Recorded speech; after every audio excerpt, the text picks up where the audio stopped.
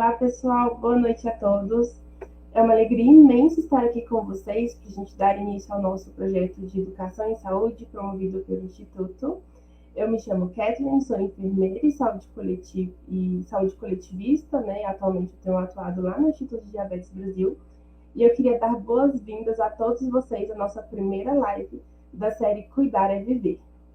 Bom, para quem está chegando agora e ainda não conhece o IDB, o Instituto Diabetes Brasil ele foi fundado em 2020 e tem como presidente Jaqueline Correia, que é mãe de uma criança com diabetes.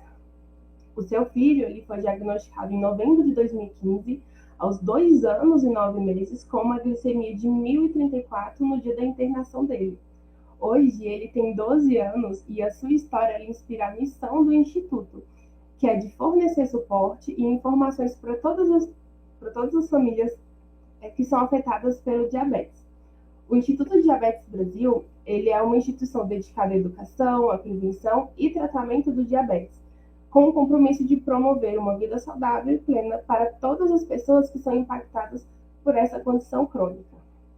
Bom, e hoje nós damos início oficialmente ao nosso novo projeto, Cuidar é Viver.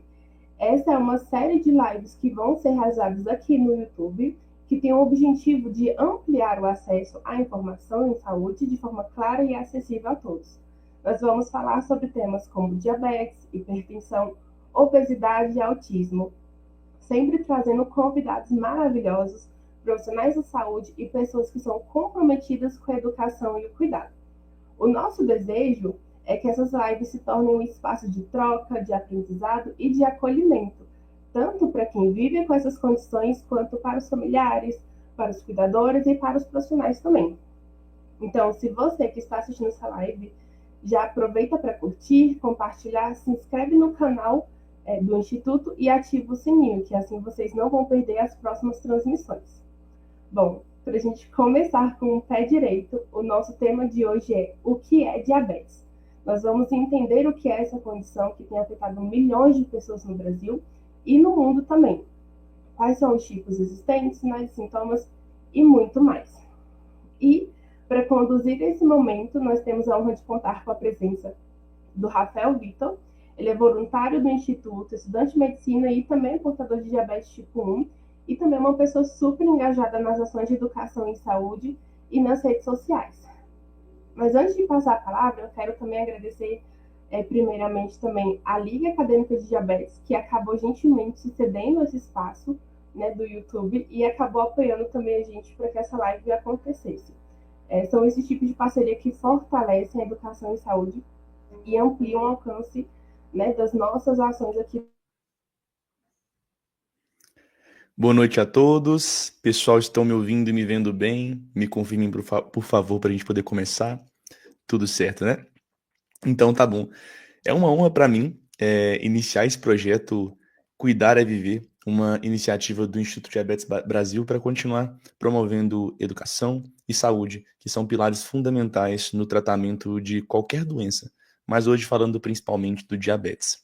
Eu vou começar então me apresentando. Para quem ainda não me conhece, meu nome é Rafael Victor, eu sou interno do 5º ano de Medicina, eu represento o Instituto Diabetes Brasil aqui em Minas Gerais, na cidade de Paracatu.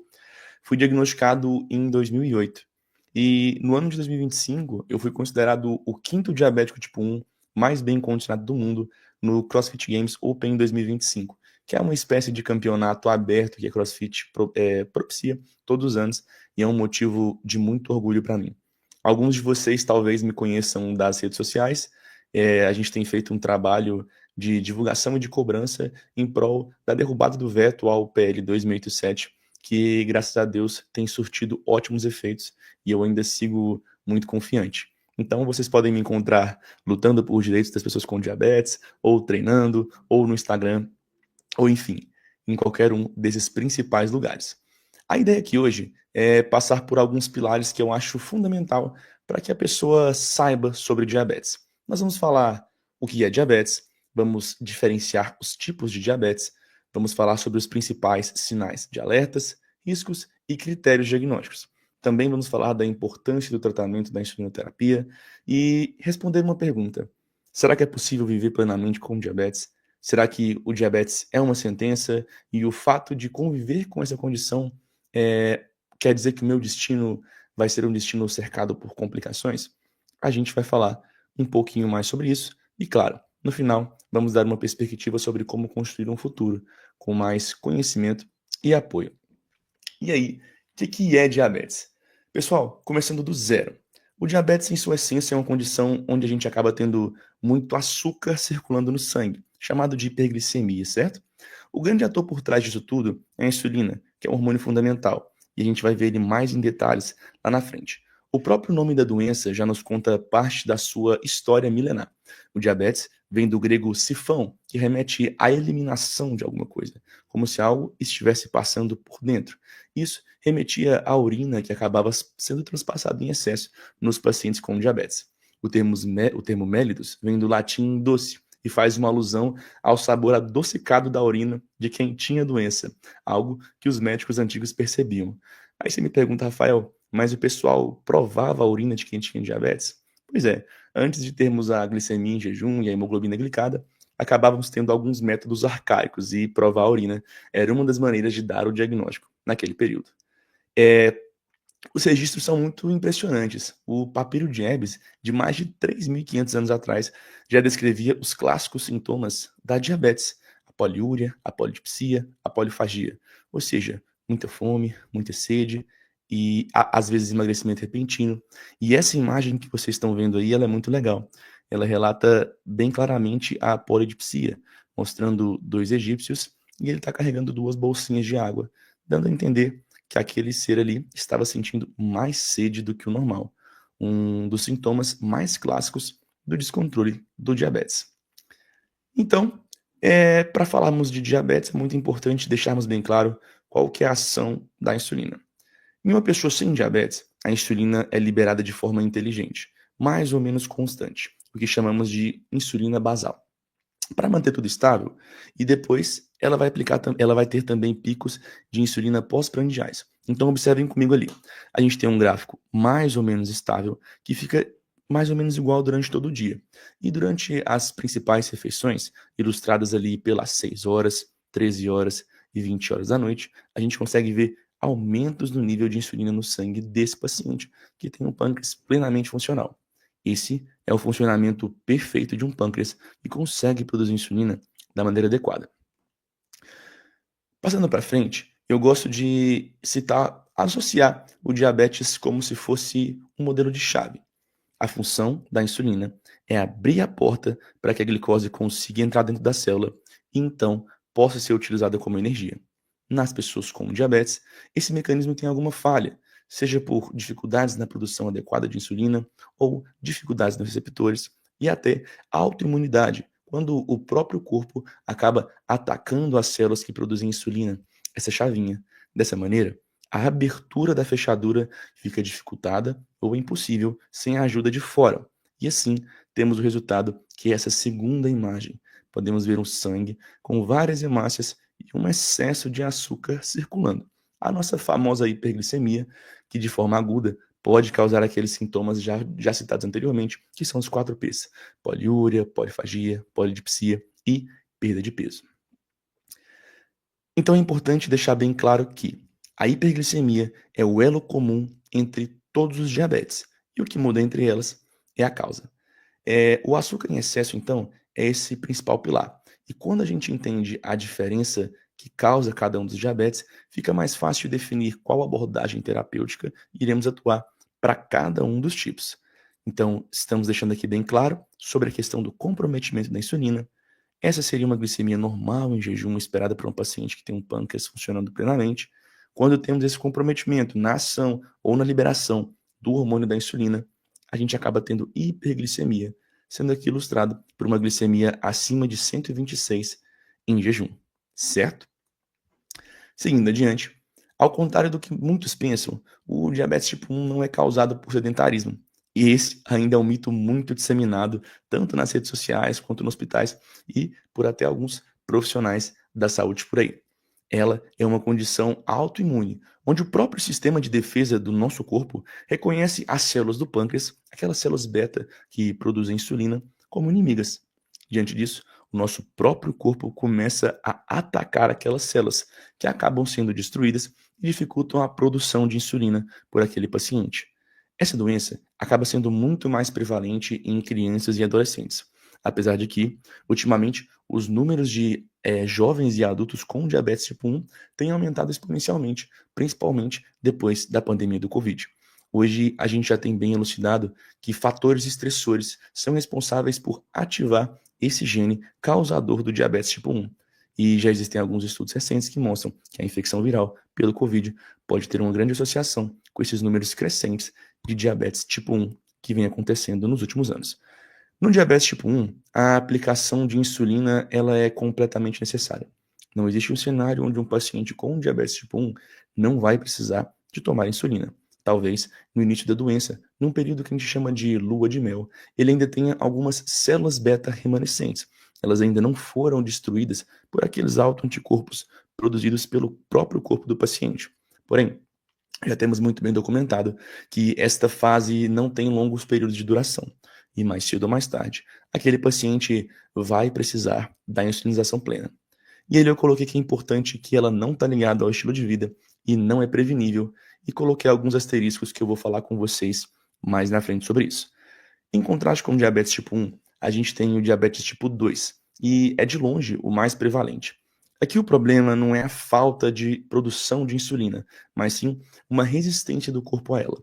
As células, por assim dizer, ficam surdas à insulina, e ela não consegue fazer o trabalho de colocar o açúcar para dentro. Lembra do esqueminha que falamos pouco tempo atrás? A insulina é como a chave que abre a porta para que o açúcar entre e seja usado como energia. Quando esse açúcar não entra dentro da célula e fica circulando no sangue, ele não cumpre a sua função de metabolismo energético e acaba trazendo algumas complicações para o paciente. Esse paciente que desenvolve o diabetes tipo 2, muito relacionado à obesidade, sedentarismo e maus hábitos alimentares, acaba que no início da doença tem um excesso de produção de insulina, pois ela tenta compensar aqueles receptores que não estão conseguindo funcionar de maneira adequada. Porém, esse trabalho excessivo das células beta acaba causando a sua destruição.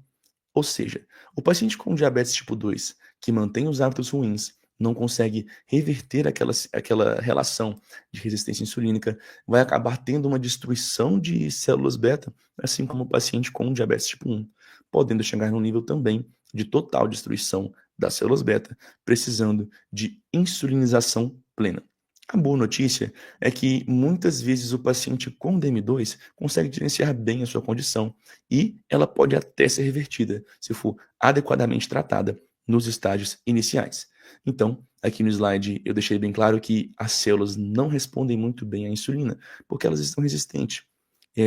A incidência ela é muito maior, tá? 90% dos casos são de pessoas com diabetes tipo 2. Um grande problema é que ela tem um início silencioso e gradual. No início, a pessoa acaba não apresentando os sintomas clássicos. E isso pode retardar o diagnóstico e, consequentemente, retardar o tratamento. E esse não é o cenário ideal. Por isso, o rastreio dos pacientes com diabetes tipo 2 é um assunto de muita importância.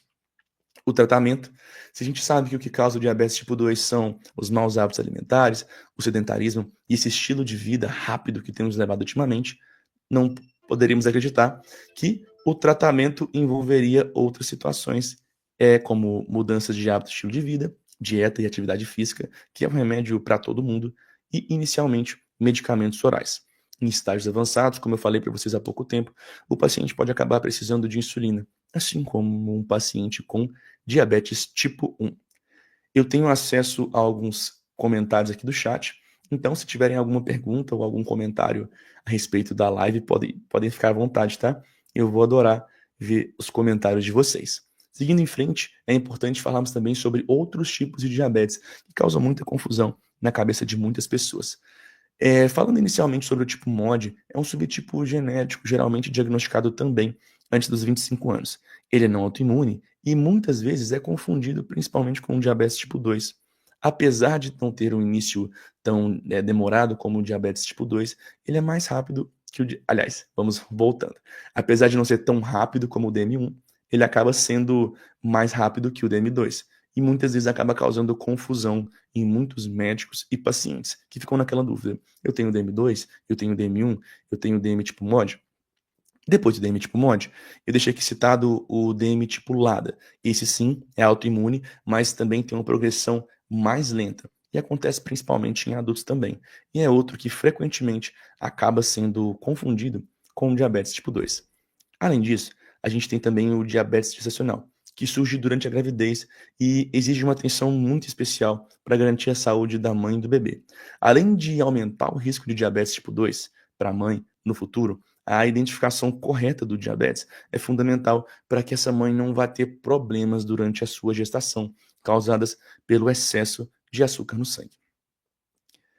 O diabetes hoje é uma epidemia global. Eu te pergunto, por que é tão importante a gente falar sobre diabetes? Muitas pessoas vivem hoje no Brasil e no mundo com a condição sem saber disso. Isso vai atrasar o diagnóstico e o início do tratamento. E esse é o grande problema que leva às complicações. A falta de informação e os desafios da implementação de políticas públicas eficientes impactam diretamente a vida de milhares de pessoas com diabetes. Os números são alarmantes. Globalmente, centenas de milhões de pessoas vivem com diabetes e as projeções indicam um crescimento contínuo. No Brasil não é diferente, e isso nos mostra a urgência de discussões como a de hoje e a importância da conscientização. Então eu deixei aqui explícito alguns números do diabetes hoje no Brasil. Somos 600 mil pessoas com diabetes tipo 1. A gente estima que em 2030 teremos 643 milhões de pessoas globalmente com diabetes.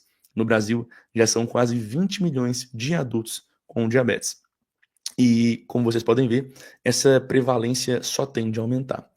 Eu deixei aqui também mais uma imagem que mostra a quantidade de pessoas com diabetes nos principais estados do Brasil. Então a gente vê ali que a prevalência nacional já gira em torno de 8%. E é alarmante imaginar que em alguns anos, 1 a cada 10 pessoas vai estar convivendo com diabetes, em perspectivas um tanto quanto otimistas, eu diria. Aqui na frente eu também trouxe uma pequena reflexão. Os 5 países com maiores números de crianças e adolescentes com DM1. A gente vê Índia, Estados Unidos e Brasil. Hoje, o Brasil é o terceiro país com o maior número de crianças com DM1. E mesmo assim, nós vivemos num país onde não temos políticas públicas adequadas direcionadas para essa população. No Brasil, a maioria das famílias tem que lutar pelo básico, seja acesso a insumos, a profissionais, a educação. E é lógico que quem sofre com isso são as famílias e o próprio paciente, que tem mais dificuldade em manter um tratamento adequado e acaba ficando à mercê da sorte na luta contra as complicações. E esse é um termo que eu acabo batendo muito na tecla lá no meu Instagram, que me causa muita tristeza. É totalmente possível evitarmos as complicações do diabetes se a gente tiver a possibilidade de garantir acesso a tratamento adequado e informação para esses pacientes que poderiam ter um cenário muito melhor do que o atual. Estávamos falando agora há pouco sobre diabetes tipo 1, porém, podemos observar que os números de pacientes com diabetes tipo 2 também têm aumentado, tanto em homens quanto em mulheres. Isso está diretamente ligado aos nossos novos hábitos alimentares, aos nossos hábitos de rotina. O homem do século XXI dorme menos, se alimenta com muitos industrializados, uma alimentação hiperpalatável, cheia de carboidratos, gorduras poliinsaturadas. Ele tem hábitos de vida muito piores do que o passado. Isso tem contribuído para o aumento da obesidade, consequentemente, aumento de resistência insulínica e acaba entrando naquele ciclo que a gente chama de síndrome metabólica. Esse é o paciente que, a curto ou médio prazo, vai acabar desenvolvendo o diabetes tipo 2 e outras complicações que muitas vezes vêm associadas, como complicações cardiovasculares. E eu lembrei no início que eu falei para vocês sobre os sinais de alerta do diabetes. E eu te pergunto, como é que a gente identifica o diabetes, Rafa?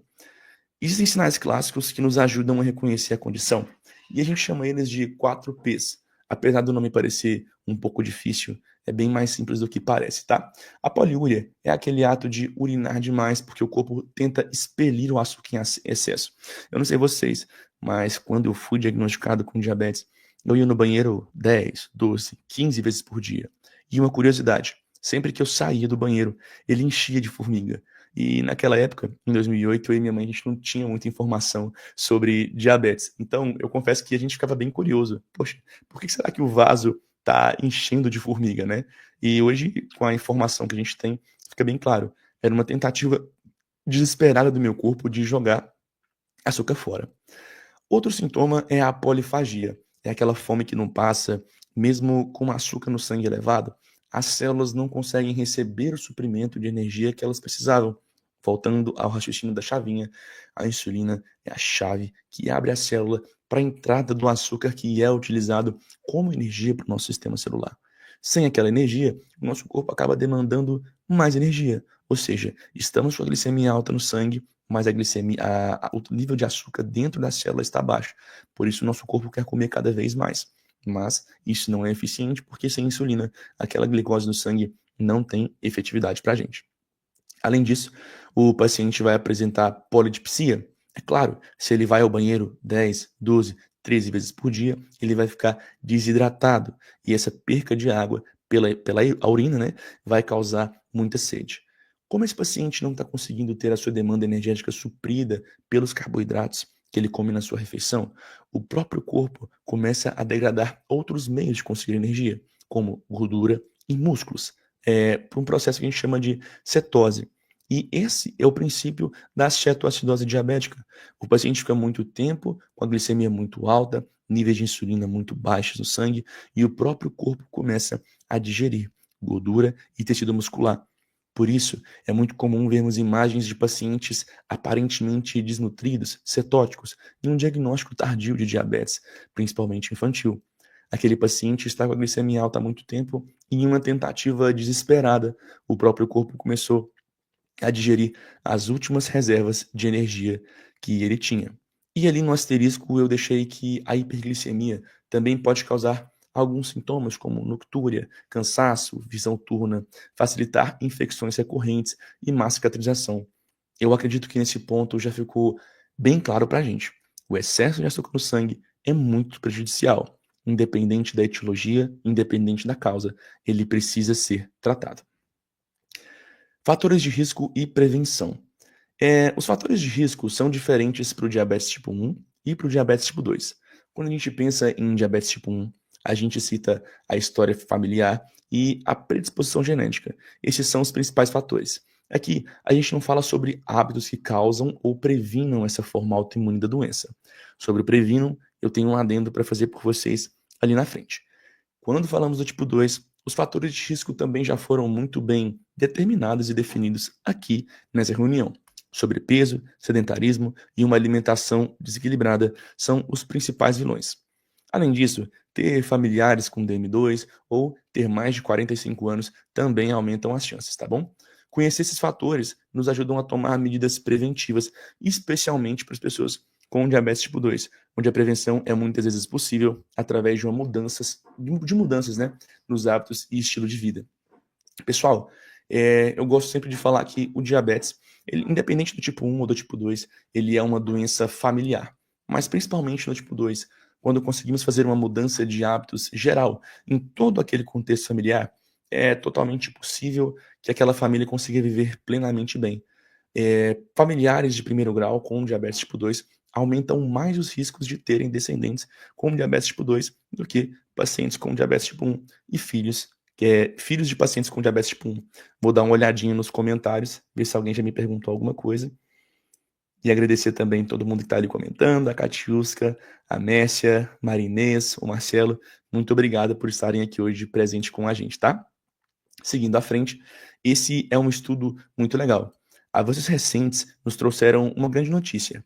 Estão desenvolvendo estratégias capazes de adiar o início do diabetes tipo 1 e também, provavelmente, de frear sua progressão. É fundamental entender que isso ainda não é a cura, mas representa um passo muito grande para os pacientes. Significa uma promessa, uma chance de retardar uma condição que hoje é quase como uma sentença. E esse estudo me deixou muito animado. Ele foi publicado no final de 2020, apesar de ele estar mostrando abril de 2021, e ele dá essa perspectiva de uma chance de retardarmos a progressão e, quem sabe, impedir o desenvolvimento pleno de diabetes tipo 1 em crianças. Cara, isso é sensacional. Abre um leque de possibilidades e é um sonho que, pelo que eu tenho estudado, está cada vez mais próximo da realidade. Eu e nós que estamos aqui hoje já lutamos contra o diabetes, não tivemos essa oportunidade no nosso diagnóstico, mas é muito bom saber que em um futuro próximo muitas pessoas terão a chance de frear essa condição. Como é que é feito o diagnóstico? Em geral, o diabetes tipo 1 se manifesta de forma mais aguda e com sintomas mais claros, diferente do diabetes tipo 2, que pode começar com um início mais silencioso. Lembra? No diabetes tipo 2, primeiro a gente precisa cansar as células produtoras de insulina para que só depois elas sejam destruídas. E após essa destruição, com a queda acentuada dos níveis de insulina, aquele paciente vai começar a apresentar aqueles sintomas. No diabetes tipo 1, como essa destruição ela é mais rápida, o paciente rapidamente vai começar a apresentar sintomas e uma luzinha de alerta vai acabar se elevar. De acordo com a Associação Americana de Diabetes, a Organização Mundial de Saúde e o SBD, a gente busca basicamente 3 formas de diagnosticar o diabetes: glicemia de jejum, hemoglobina glicada e TOTG. Ali estão valores de referência usados no diagnóstico de diabetes. Então a gente tem aqui glicemia de jejum maior ou igual a 126, glicemia ao acaso e sintomas maior que ou igual a 200, glicemia de 1 hora no TOTG maior ou igual a 209, glicemia de 2 horas no TOTG maior ou igual a 200, ou hemoglobina glicada maior que 6. Para a gente fechar o diagnóstico de diabetes, é muito importante ter 2 exames alterados ou glicemia ao acaso, mais os sintomas claros do diabetes. Isso já é o suficiente para definirmos que aquele paciente está com dificuldades para manejar o seu açúcar no sangue, ou seja, hiperglicemia e, claro, diabetes. O TOTG não é um teste muito usado por pacientes com diabetes tipo 1, que normalmente já tem essa glicemia em jejum maior ou igual a 126. Mas pacientes com a glicemia em jejum entre 100 e 125 acabam tentando fazer esse teste para uma elucidação diagnóstica mais frequente em pacientes com diabetes tipo 2. Outra coisa que é muito importante de ser dita. Quando falamos em glicemia de jejum ou acaso, a gente não está falando da ponta de dedo. O exame de ponta de dedo, apesar de ser fundamental para o monitoramento da sua glicemia e ajuste de dose de insulina, ele ainda tem uma taxa de erro muito grande e ele não é o ideal para a gente fazer diagnóstico de diabetes. Ele pode nos acender um alerta e induzir a fazer os testes com maior especificidade e sensibilidade, correto? Seguindo em frente, como é que a gente gerencia o diabetes?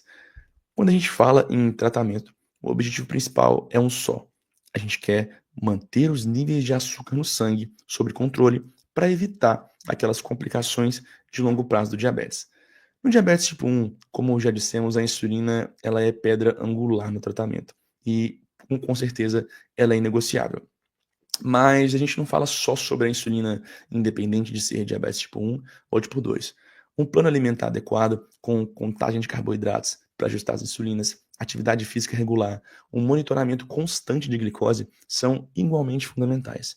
Para o paciente com diabetes tipo 2, as mudanças no estilo de vida são o primeiro passo, acompanhados ou não de medicamentos oral, e, se necessário, o uso de insulina.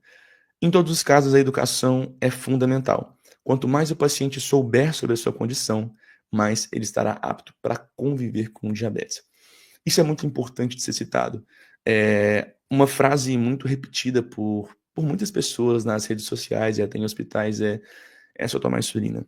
E essa é uma falácia muito triste que acaba colocando um peso muito grande nas costas de muitas pessoas que convivem diariamente com diabetes. Existem mais de 40 fatores que alteram a glicemia de um paciente com diabetes, e muitos desses fatores não são controláveis, como o frio, o estresse, a ansiedade, noites ruins de sono, infecções, entre diversos outros. Se culpar por fatores que não estão ao seu alcance é triste e cruel com você mesmo. Você não é responsável por todas as dificuldades que acompanham o diagnóstico do diabetes. Por isso, um acompanhamento multidisciplinar, além de ser o seu direito, é fundamental. Um paciente com diabetes precisa de um endócrino, precisa de um nutricionista, de um psicólogo, para fazer o manejo emocional de toda a sua condição e acesso regular a cardiologistas para fazer o rastreio de doenças cardiovasculares que são muito incidentes na nossa população. E, é claro, nefrologistas, enfim, toda uma rede de apoio multidisciplinar para que aquele paciente consiga viver de forma plena na sociedade. Mais uma vez, a luta pela derrubada do veto ao PL 2007 é uma tentativa de garantir esses direitos básicos para que uma pessoa com diabetes tipo 1 consiga exercer plenamente os seus direitos na sociedade. Ela precisa ter, no mínimo, o direito à vida, e isso é fundamental. Uma vida de qualidade precisa de atendimento multidisciplinar. Voltando para o diabetes tipo 2, a gente já deixou bem frisado que mudanças no estilo de vida podem, é claro, mudanças de estilo de vida associadas à alimentação adequada e educação em diabetes podem sim reverter a doença em cenários iniciais. Caso esse paciente não consiga adquirir os hábitos que ele precisa, ele vai iniciar com antidiabéticos orais, como a dapaglifosina, como a metformina, e, caso não seja suficiente, ele vai iniciar também a insulinoterapia em estágios avançados, onde o pâncreas não consegue mais administrar. Vou beber uma água e dar mais uma olhadinha no chat, como estamos.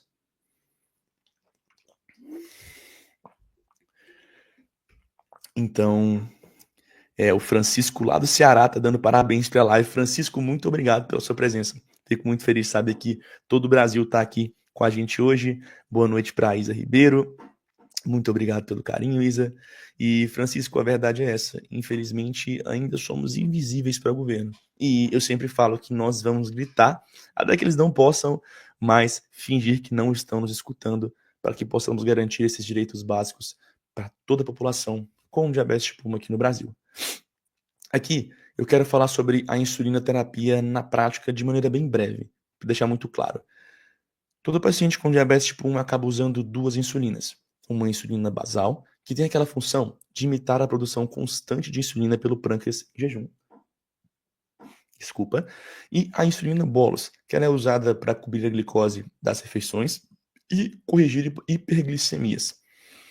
Alguns exemplos de cada uma das insulinas são exemplos de insulina basal, a glargina, a determir e a degludec. As insulinas bolus podemos citar a lispro, a asparte e a glulizina. Aqui eu deixei aquela imagem do início da apresentação, que talvez vocês ainda consigam se lembrar. Lembra que um pâncreas funcional produz uma quantidade fixa de insulina basal, que acaba sendo mais ou menos igual durante todo o dia? Essa é a insulina básica, para garantir o aporte de glicose dentro das células durante todo o dia para suas funções diárias, como acordar, se movimentar, ter suas funções vitais, o básico. Sempre que essa pessoa come, ela vai ter picos de insulina. Aqui foram citadas as principais refeições, às 6, às 13 e às 21 horas. Já o paciente que tem diabetes tipo 1, ele vai tentar mimetizar a mesma situação de um pâncreas completamente funcional. A gente tem que aplicar uma insulina basal que vai durar as 24 horas de forma ideal. A gente sabe que algumas duram um pouquinho a menos, um pouquinho a mais, mas a ideia é que essa linha esteja reta a maior parte do tempo, também para garantir as nossas funções vitais. E sempre que formos fazer refeições, aqui foram citadas 4 refeições, iremos fazer aplicações de insulina de acordo com uma relação insulina-carboidrato. É muito importante, pessoal. A aplicação de insulina, ela não é aleatória. Aplicar insulina da mesma maneira para refeições completamente diferentes não vai dar certo, né? Porque a gente sabe que a insulina ela deve ser proporcional à contagem de carboidratos. Por isso que a contagem de carboidratos é um pilar fundamental para o tratamento do diabetes, tá bom? Seguindo aqui, eu queria falar um pouquinho sobre a dificuldade do controle. Então, a gente já sabe que não é só aplicar insulina, a gente já sabe que o paciente com diabetes precisa de atendimento multidisciplinar, a gente sabe todas as facetas que envolvem o tratamento do diabetes e, teoricamente, os nossos governantes também. Aí, eu peguei esses slides da Sociedade Brasileira de Diabetes que nos mostram alguns dados. Inicialmente, à sua esquerda, foi feito um estudo transversal com 5.750 pacientes atendidos pelo SUS, com um tempo médio de 11,8 anos de duração. Olha só esse dado. Apenas 26% desses pacientes tinham uma hemoglobina glicada menor que 7. Hoje, o nosso parâmetro para bom controle são glicadas menores que 7%. Então, sabendo que o diabetes tipo 2 é, entre aspas, mais fácil de se cuidar que o diabetes tipo 1, ele pode ser revertido com uma alimentação saudável e mudanças de hábito e estilo de vida no início da doença, por que será que ainda é tão difícil garantir um controle adequado para esses pacientes? Eu deixo para vocês essa reflexão. Já ali no estudo multicêntrico transversal na América Latina, a gente vê que a quantidade de pessoas com a glicemia menor que 7 subia de forma significativa, 40%. Esses números de glicada menor que 7 são um marco inicial para prevenirmos aquelas complicações evitáveis do descontrole, e não necessariamente do diabetes. À sua direita, a gente está vendo agora um gráfico sobre pacientes com diabetes tipo 1. Esse estudo foi feito em 28 centros terciários e secundários de saúde pública em 20 cidades brasileiras. E olha só esse dado. Dos 1.774 pacientes que tinham entre 39 e 20 anos de idade, 77% deles tinham um diagnóstico há mais de 10 anos. Eu me enquadraria nesses pacientes. E desses pacientes, 9,1% deles. Aliás, a hemoglobina glicada média era de 9,1%. Claramente, uma glicada bem mais elevada do que gostaríamos que estivesse. Apenas 11,6% desses adultos com diabetes tipo 1 e mais de 10 anos de diagnóstico estavam com a glicada no alvo, ou seja, menos que 7%. Isso nos mostra que uma a cada 10 pessoas com diabetes tipo 1 que enfrentam a condição há mais de 10 anos consegue manter a glicemia adequada. Para mim, isso é claramente reflexo do que é ofertado para os pacientes com diabetes tipo 1. Esses números escancaram a falta de acesso, a dificuldade de profissionais capacitados para conduzir os casos com diabetes, a dificuldade para acessar insumos e propostas para educação em diabetes. A ideia do Instituto Diabetes Brasil é ser um braço e atuar onde o governo não tem conseguido chegar. A gente luta por políticas públicas e também tentamos ofertar educação em diabetes adequada para aquela população que acaba sendo esquecida e menosprezada pelos órgãos públicos. Passando adiante, a gente conseguiu também um estudo de 1.692 pacientes com diabetes que duraram mais ou menos ali entre 2 e 8 anos.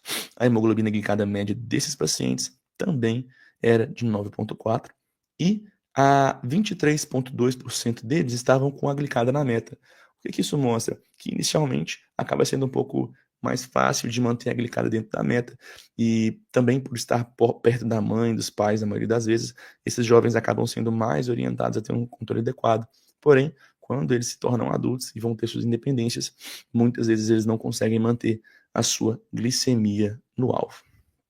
Passando adiante, vamos citar algumas das complicações do descontrole do diabetes. E é muito importante que hoje eu não queria que o foco da nossa aula fossem as complicações.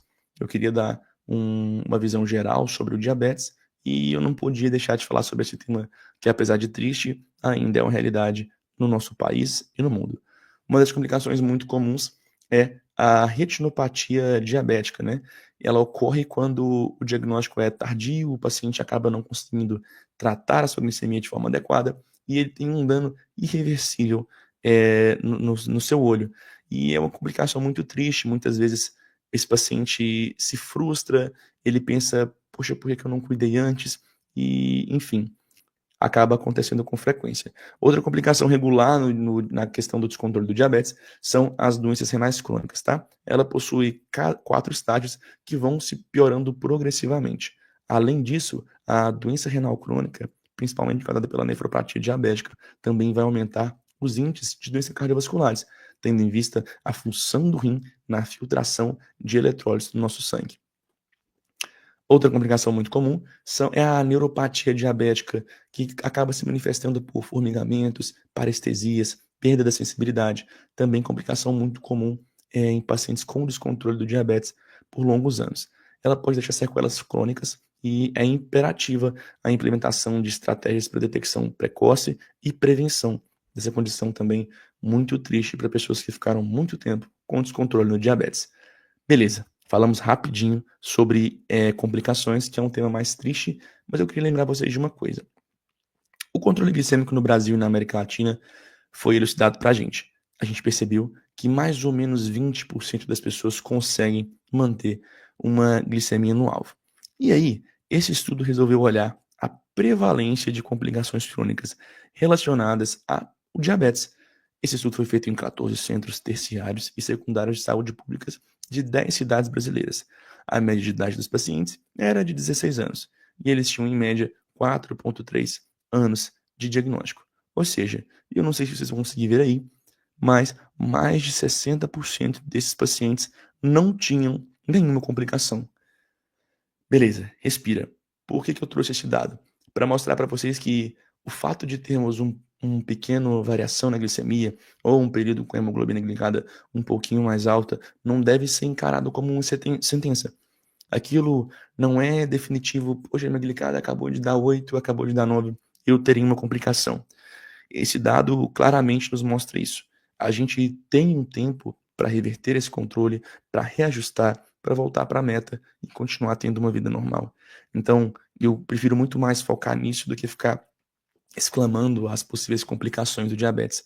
Sim, a gente pode ter pequenas alterações, variações da glicemia e voltar para a meta sem ter medos muito relevantes a respeito das complicações. E aqui falando um pouquinho sobre no DM1 e o uso da insulina, né? Usar a insulina exige um ajuste muito fino, que acaba sendo muito complexo para os pacientes. A maioria deles acaba vivendo em meio a hiperglicemias e hipoglicemias. Ela é sim um hormônio complexo e difícil de manejar. Sem educação e estratégia adequada, o paciente vai ficar nesse ciclo que é extremamente cansativo, atrapalha noites de sono, diminui a sua disposição, tira a sua vontade de fazer as atividades básicas do dia. E esse paciente que acaba entrando nessa corda bamba, acaba sim tendo dificuldade para exercer os seus direitos na sociedade.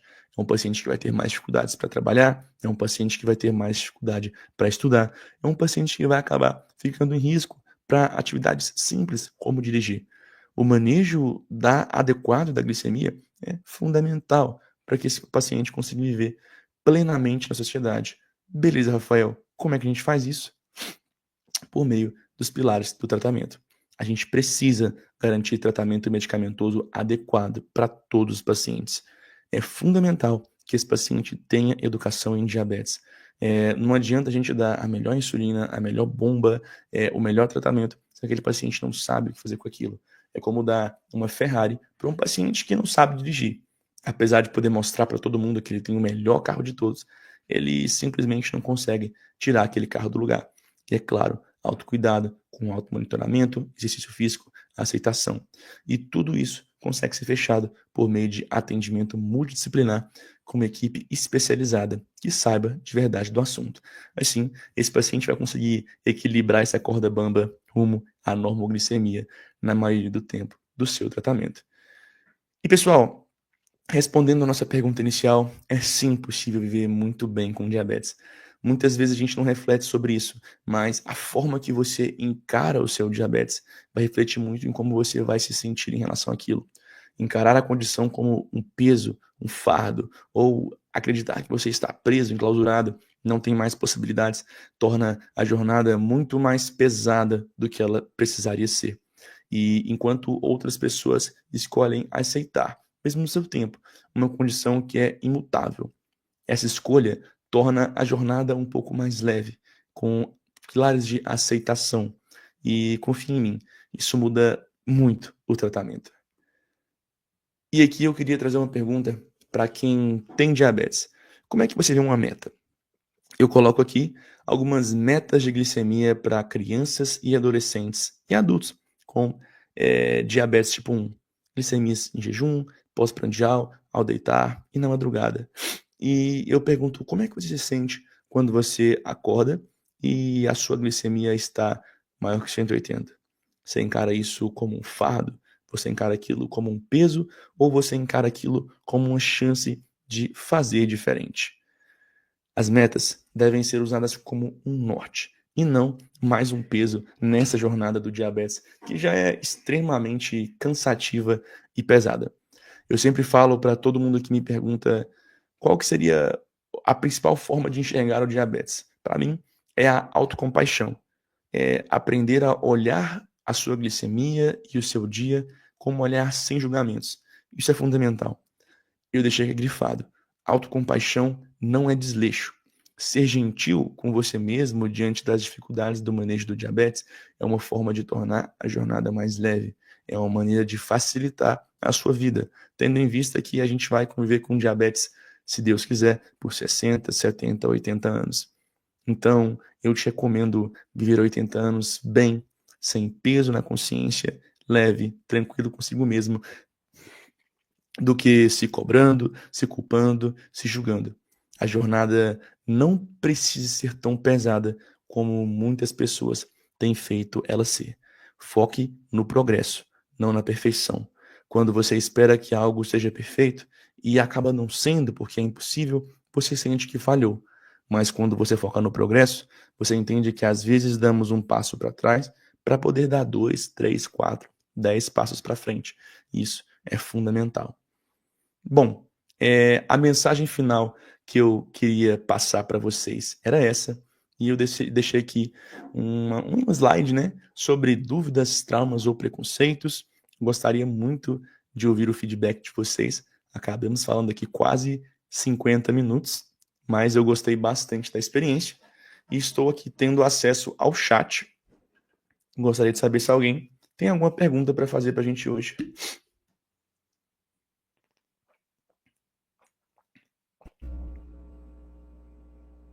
Bom, Rafael, muito obrigada pela sua aula, viu? Foi maravilhosa. Eu tenho certeza que ajudou muita gente aqui, sabe?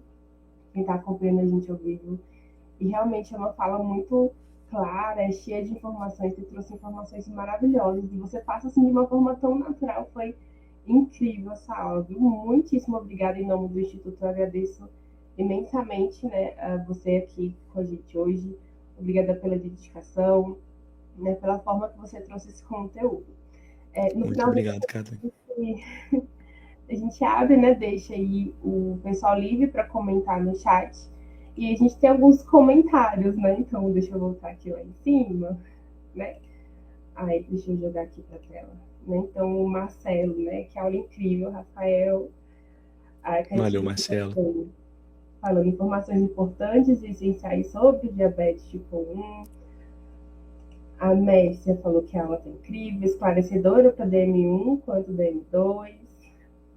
E aí a gente tem uma pergunta, né, que apareceu aqui no chat. Deixa eu subir aqui, que é do Francisco. A contagem de carboidratos pelo aplicativo é seguro? Boa pergunta, Francisco, e com certeza, tá? O principal pilar da contagem de carboidratos, que deve ser feita principalmente pelo seu médico e sua equipe, é definir quanto de insulina você precisa para X gramas de carboidratos. O aplicativo é uma maneira de facilitar essa contagem de carboidratos para que você não precise ficar fazendo aquilo na calculadora ou até mesmo na cabeça. Existem hoje formas muito fáceis de fazer a contagem de carboidratos e eu ouço o pessoal falar muito bem da Tia Beth, que é uma nova plataforma onde você pode, pelo próprio WhatsApp mesmo, gratuitamente, tirar foto do que você vai comer e ela te dá uma projeção de quantas gramas de carboidrato tem aquilo.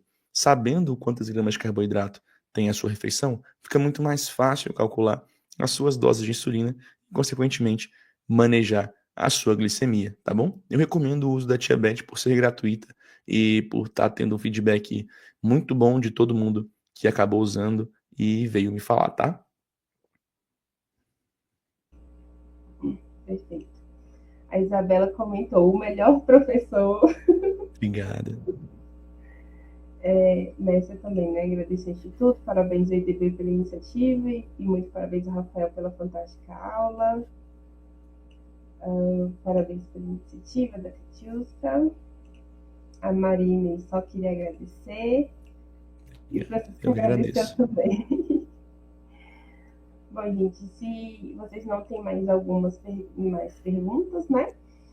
Queria agradecer novamente ao Rafael pela disponibilidade, por ter aceito esse convite e estreado, né, esse novo projeto aí com a gente. E, claro, agradecer a todo mundo que está aqui acompanhando, né? Ao pessoal que ficou aqui na live, comentando com a gente. É a presença de vocês Perfeito. que dá sentido nesse projeto. E o objetivo dele é justamente esse, alcançar pessoas que não são só da nossa região, né? Mas é muito legal a gente ver aqui nos comentários que não tem gente só de Brasília ou de Minas, tem gente do Ceará. E esse é o objetivo, né? Alcançar mais longe, tá? A Lívia perguntou Perfeito. qual é o nome do aplicativo.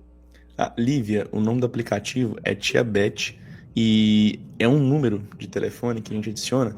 Eu vou até encontrar ele aqui, porque é bem fácil e eu acho que vale a pena para vocês usarem. Só um minutinho. É como se fosse um contato. Você vai adicionar o contato no WhatsApp e ele vai ficar lá. Você vai escrever Tia Beth e é só colocar Tia Beth no próprio Google que você vai conseguir ver. Você vai direto pro WhatsApp e vai conseguir perguntar para ele sobre as refeições, recomendações, quantas gramas de carboidrato tem. E se você passar a sua relação de insulina para carboidrato, ele também te ajuda a calcular tudo bonitinho, tá bom? E eu queria agradecer a Kathleen e a todo mundo do Instituto por terem confiado em mim a questão dessa aula, né, da abertura desse projeto tão bonito que me enche de orgulho. É o que eu quero fazer, levar informação de qualidade para todo mundo que luta com diabetes tipo 1 e para as famílias. Se alguém quiser tirar um print e colocar lá no Instagram, marcar o meu perfil e marcar o perfil do Instituto, a gente ia ficar muito feliz. É uma maneira de vocês agradecerem, né, e prestigiarem esse trabalho que a gente faz aqui com tanto carinho e ajudar a levar esse novo trabalho para mais pessoas. Quanto mais pessoas conseguirmos alcançar, mais potencial teremos para novos projetos e novos trabalhos. E isso depende 100% do feedback de vocês. Mais uma vez, eu agradeço a Kathleen, ao Instituto e todo mundo que ficou com a gente aqui por quase uma horinha conversando mais sobre diabetes. Para quem quiser me acompanhar, meu Instagram tá passando aqui embaixo, @RafaelVictorDM1. Eu tô sempre falando sobre diabetes, treino, a minha rotina no internato de medicina e lutando por políticas públicas junto ao pessoal do Instituto e atualmente, principalmente, pela derrubada do PL. Mais uma vez, muito obrigado a todo mundo, pessoal. Estamos aí na força, né, com o PL. Mais uma vez agradecendo a Rafa, muitíssimo obrigada. Ao pessoal que está chegando agora, a nossa live ela está finalizando, mas ela vai ficar salva, tá? Então vocês vão poder assistir de novo. E quaisquer outras perguntas que vão surgindo, a gente vai agradecendo, vai respondendo aí no chat, tá? Essa, né, foi a abertura do nosso projeto Cuidar é Viver e é só a primeira live de muitas que ainda estão sendo programadas para acontecer. Inclusive, a nossa próxima live já está marcada e o tema vai ser como o corpo funciona com a insulina, que vai ser com a doutora Juliana, tá? É um conteúdo super, né, essencial para entender melhor como é que o organismo funciona, qual é o papel da insulina no controle do diabetes e tudo mais. Em breve nós vamos divulgar, né, a data certa e os detalhes nas redes sociais do Instituto. Então não esqueçam de seguir, tá? O Instituto eu vou colocar aqui até para ficar passando, tanto do Instituto Diabetes Brasil como do IDB Saúde, Ciência e Educação, tá? Todas as informações dos lives a gente vai passar lá. E dos nossos convidados também, tá bom? Mais uma vez, muito obrigada a todos e até uma próxima live do Cuidar é Viver. Gente, boa noite e um abraço a todos.